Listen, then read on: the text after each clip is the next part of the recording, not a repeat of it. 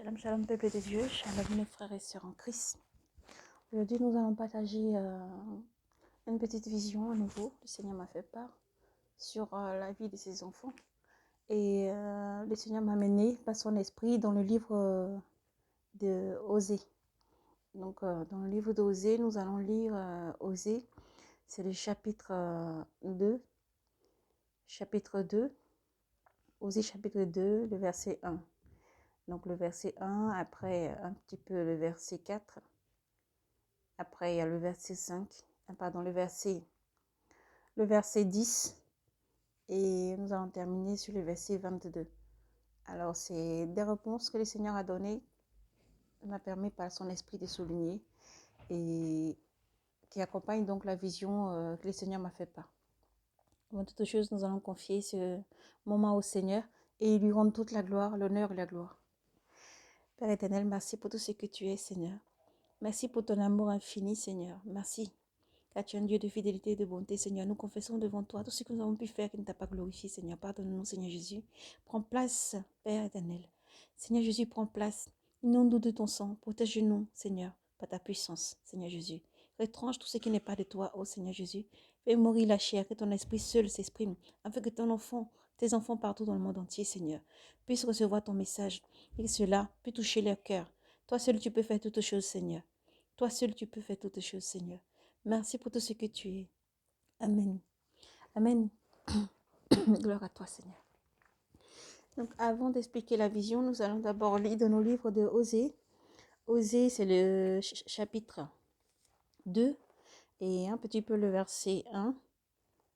Du verset 1 jusqu'au verset 2.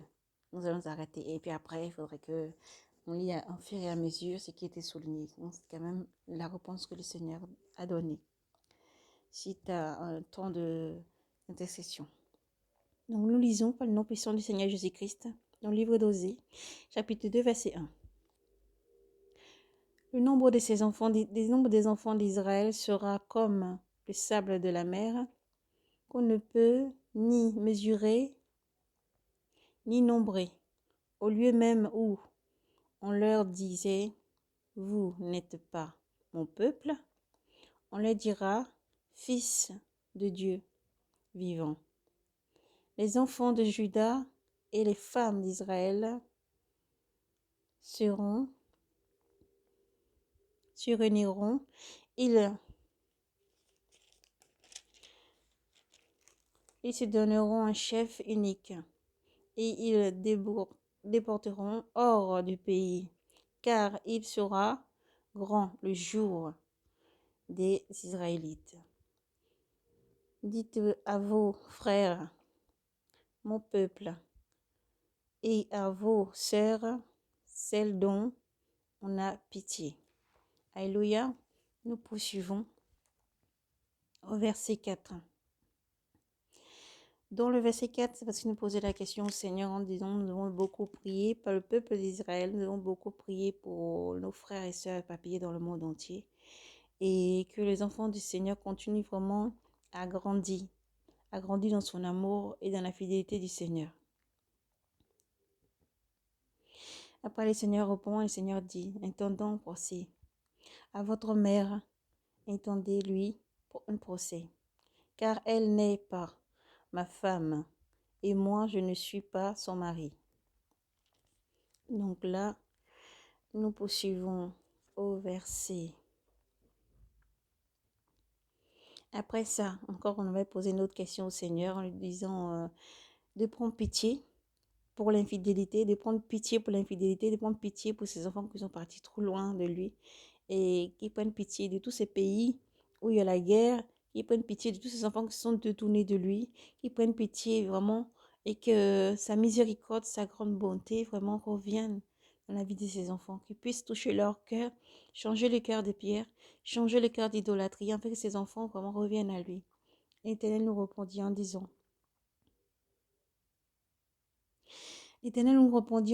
au verset 10, elle n'a pas reconnu que c'est moi qui lui donnais le froment, le vin nouveau et l'huile fraîche, qui lui prodiguait c'est l'argent et c'est or. qu'ils ont employé pour Baal. Alors, face à cette réponse du Seigneur, nous avons continué encore à demander au Seigneur pitié et miséricorde. Pitié et miséricorde. Et comme le Seigneur fait grâce, le Seigneur répond ensuite. Dans la tendresse et la miséricorde, je te fiancerai à moi. Dans la fidélité, et tu connaîtras Yahvé. Alléluia, gloire au Seigneur. Donc, pour dire vraiment que tous ces versets sont très importants, je vais le réciter encore. Je vais vous le redonner. C'est vraiment dans le livre d'Osée, Osée, le chapitre 2, verset 1. Donc, le verset 1, le verset 2. Ensuite, il faudra prendre le verset 4. Le verset 4, tout simplement, le verset 4. Après le verset 4, il faut s'arrêter au verset 4. Après, le Seigneur répond au verset 10. Après le verset 10, la réponse finale du Seigneur s'arrêtait donc au verset 22.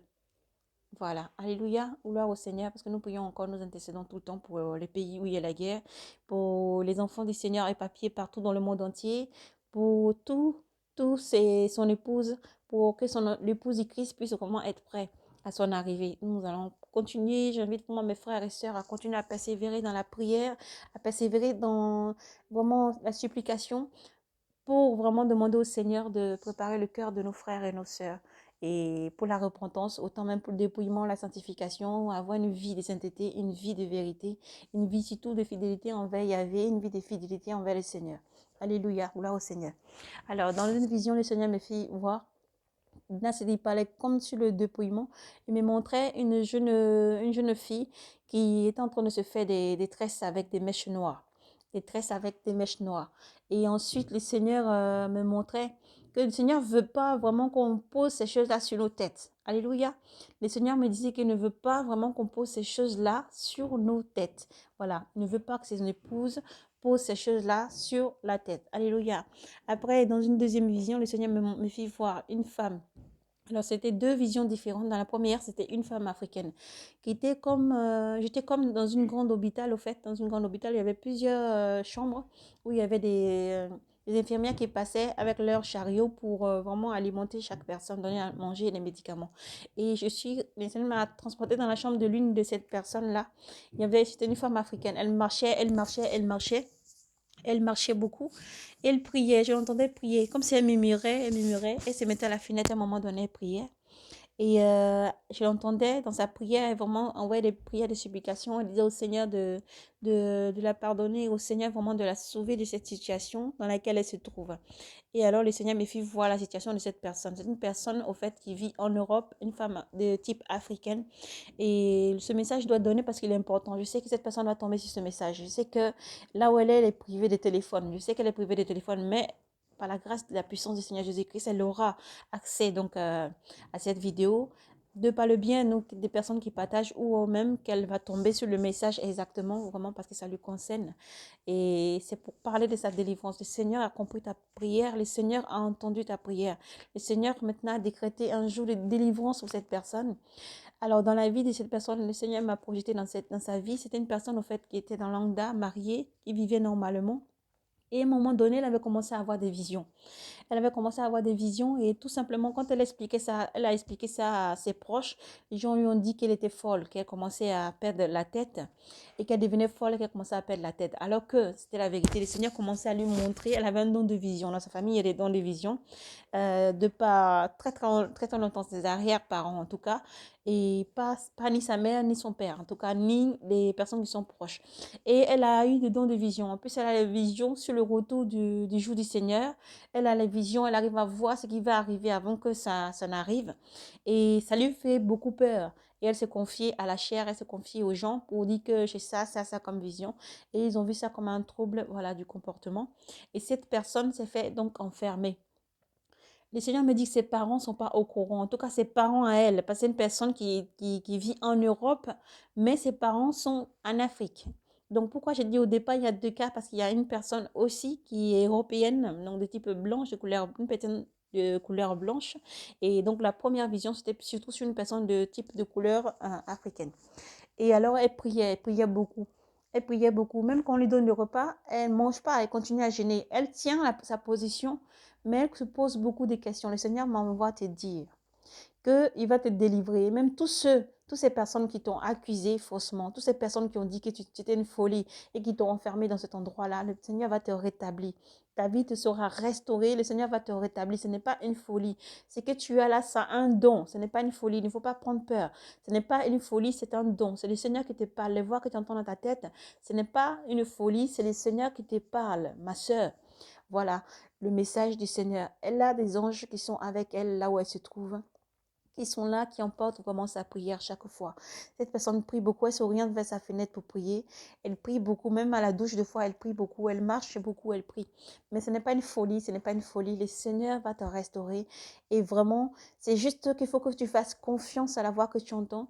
Il faut que tu fasses confiance à la voix que tu entends. Il va te guider pas à pas, pas à pas, pas à pas. Et dans sa gloire, dans sa gloire, dans sa gloire, dans sa gloire. Voici donc le premier message. Le deuxième message est une personne française, donc qui a le même cas, qui a le même don de vision. Elle a eu les visions sur le retour du jour du Seigneur aussi. Et elle arrive aussi à percevoir certaines choses. Mais quand elle est dans une situation où le Seigneur lui fait part et que les démons viennent vraiment pour vouloir empêcher donc son étoile de briller et vraiment de clarifier le don de vision, elle prend peur. Elle prend peur, ça la fait crier, elle croit que c'est des cauchemars. Alors que c'est des dons de vision, c'est des visions qu'elle a. C'est des visions qu'elle a. En ce moment, cette personne, elle se sent très très mal dans sa peau. Alors ce n'est pas le premier cas de la femme africaine, c'est le cas de la femme européenne. Voilà, une femme blanche. Et elle se sent très très mal dans sa peau, elle se sent isolée, elle ne sait pas à qui se confier. Le Seigneur te dit là qu'il te fait confiance, lui déjà. Fais-lui confiance, marche, continue à prier, continue à prier. Dirige-toi vers une église, tu pourras trouver un pasteur, il t'aidera à prier, tu pourras aller expliquer, il t'aidera à prier vraiment pour que tout se clarifie dans ta tête et que tu te sentes mieux. Ce n'est pas une folie, il ne faudrait pas que tu laisses la peur parce que la peur vient pour t'empêcher d'avancer dans l'œuvre du Seigneur. Et pour ça, c'est un programme de jeûne qu'il faut prendre. C'est un programme de jeûne de suivi et aussi que le Seigneur te clarifie, guidé par sa parole. Donc, voici donc les deux visions pour ces deux sœurs-là. Le Seigneur vous appelle vraiment à beaucoup prier, à persévérer dans la prière. Ce n'est pas la folie. Voilà, ce n'est pas la folie. C'est le Seigneur qui est en train de vous parler. Au tout début, ce n'est pas clair. Mais il vous faut encore persévérer, beaucoup jeûner et beaucoup prier. Beaucoup jeûner et beaucoup prier. Il ne faut pas prendre peur. C'est le Seigneur lui seul qui peut vraiment vous cadrer et vous accompagner petit à petit. Alléluia. Donc voici ces deux visions donc que le Seigneur a voulu que je donne aujourd'hui. Voilà, je ne peux rien rajouter ni retrancher. Et donc le Seigneur appelle son peuple aussi à la repentance, comme il a dit dans le livre d'Osée, son peuple à la repentance et à la prière. Beaucoup de prières, beaucoup méditer. Le Seigneur qui te donne l'or et l'argent, il ne veut pas que tu prennes ça pour vraiment convertir, pour aller adorer des Baals, pour donner ça à des Baals, pour faire de l'infidélité envers le Seigneur. Le Seigneur appelle son peuple à la repentance sincère et une fidélité constant tout le temps vers le Seigneur, qui est le Dieu vivant, qui demeure, il ne donne, il ne sommeille, il voit toutes choses. Donc il appelle son peuple à la repentance, ses enfants à la repentance, repentance et à lui faire confiance en toutes choses. Donc voilà, donc ces deux visions, le Seigneur vraiment aussi appelle vraiment ses enfants à vraiment soutenir vos sœurs et vos frères, vraiment à soutenir vos frères et vos sœurs. Et les prophètes sont soumis à l'esprit des prophètes. Les prophètes sont soumis vraiment à l'esprit des prophètes. Ils ne peuvent pas faire n'importe quoi. Voilà, pour beaucoup, ça vient, mais c'est beaucoup la peur. Donc, j'invite mes frères et mes sœurs vraiment à entrer dans la prière, à beaucoup jeûner, beaucoup prier, pour que le Seigneur puisse vraiment vous clarifier petit à petit là où il veut vous mener. Hein. C'est seulement au Seigneur qu'il faut faire confiance et vous laisser, Seigneur, lui seul, Seigneur Jésus, vous guider pas à pas là où il veut vous mener. Voilà, parce qu'il est un Dieu de fidélité et de bonté. Père éternel, nous voulons te remercier, Seigneur, pour ton amour. Merci parce que tu es un Dieu de fidélité. Merci parce que tu parles à tes enfants à chaque fois, Seigneur. Merci, Seigneur, pour tout ce que tu es, Seigneur. Bénis tes enfants. Seigneur, saisis leur cœur, leur âme et leur esprit. Sécurise-les là où ils sont, Père. Sécurise-les là où ils sont, Seigneur. Délivre-leur de l'esprit du malin qui rôde autour pour s'aimer la confusion dans les cœurs de tes enfants. Oh Dieu, tu as dit en dernier temps, tes enfants entendront ta voix et s'élèveront, Seigneur, pour te servir. Seigneur, sécurise tes enfants, que ta main puissante, Seigneur, soit sur leur vie, leur famille et tout ce qu'ils entreprennent, Seigneur. Guide-leur par ta lumière, guide-leur par ta lumière, Seigneur. Que ta puissance, Seigneur, se déverse dans la vie de tes enfants. Oh Dieu, toi qui viens, Seigneur, toi qui viens, Seigneur, prépare tes enfants. Toi qui viens, Seigneur, que ta puissance accompagne chaque enfant qui s'élève, Seigneur. Je t'en supplie que ta lumière environne tes enfants, Seigneur. Protège-les par ta main puissante, Seigneur. Que ta puissance environne tes enfants. Que ta puissance, Seigneur, soit celui qui guide toujours leurs pas, Seigneur. Oh Dieu, précède-leur partout. Précède-leur partout, Seigneur Jésus. Nous te supplions, Seigneur. Nous te supplions, Seigneur. Frères et sœurs, nous devons beaucoup prier. Nous devons beaucoup, beaucoup prier. Nous devons persévérer dans la prière, dans l'intercession envers tous les pays qui sont en guerre. Et nous devons vraiment prier beaucoup pour les saints. Nous devons prier pour nos frères et sœurs. Nous devons prier pour nos frères et sœurs. Que Dieu vous bénisse et vous garde. Voici donc les deux visions sont données et surtout le partage de la prière quand Dieu parle à son peuple et à ses enfants dans le livre d'Osée, le chapitre 2, le verset 1, après le verset 4, après la réponse du Seigneur dans le verset, à partir du verset 10, seulement le verset 10 et jusqu'à la fin, le verset 10 et après pour terminer au verset 22. Au verset 22. Donc que Dieu vous bénisse et vous garde. Restez fidèles au Seigneur. Laissez les abominations. Fuyez tout ce qui est idolâtrie. Fuyez tout ce qui ne glorifie pas le nom du Seigneur. Sanctifiez-vous. Dépouillez-vous. Cherchez les trésors du ciel. Ne vous attachez pas aux biens matériels du monde. Cherchez d'abord le royaume des cieux. Cherchez les trésors du ciel. Vraiment que Dieu vous bénisse et vous garde. Que sa main puissante soit sur vous et vous guide. Shalom mes frères et sœurs. Que Dieu vous protège et vous bénisse abondamment. Paix et grâce à vous. Paix et grâce à vous.